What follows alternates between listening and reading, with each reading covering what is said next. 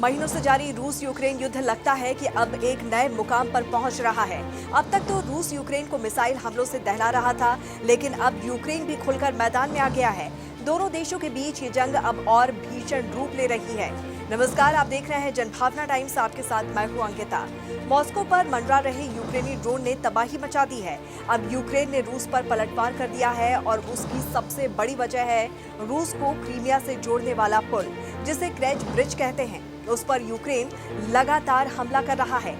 यहाँ तक कि यूक्रेन ने क्रीमिया ब्रिज से जुड़ने वाले 2 पुलों को भी तबाह कर दिया है। इसके बाद यूक्रेन ने रूस पर ड्रोन से भी हमला किया। हालांकि रूस का कहना है कि उसने इस तीसरे ड्रोन हमले को नाकाम कर दिया है। रूस का कहना है कि 24 घंटे के भीतर यूक्रेन ने उस पर दूसरा ड्रोन हमला किया था।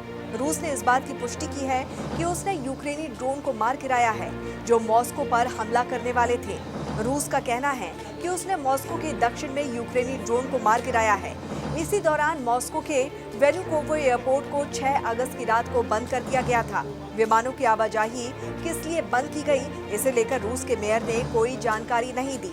वहीं यूक्रेन ने रूस के चोनार ब्रिज पर एक तगड़ा हमला किया और इसके अलावा यूक्रेन ने एक ड्रोन के जरिए रूसी तेल टैंक पर भी हमला किया था।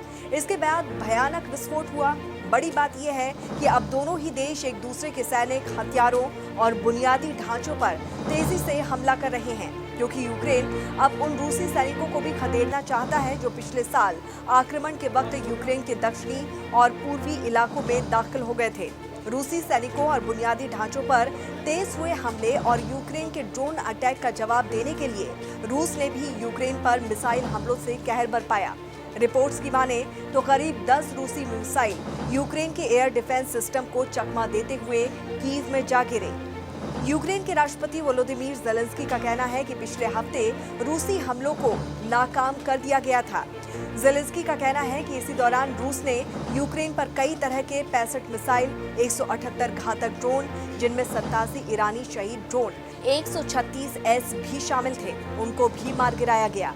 इसके अलावा ज़ेलेंस्की का ये भी कहना है कि रूस ने खार्किव में एक ब्लड ट्रांसफ्यूजन कैंप को भी निशाना बनाया। हालांकि रूसी सेना का कहना है कि वो युद्ध की शुरुआत से ही नागरिकों और सैन्य अस्पतालों पर हमले नहीं कर रही है। तो इस पर आपकी क्या राय है, जरूर बताइए। जुड़े रहिए जनभावना टाइम्स के साथ। नमस्कार।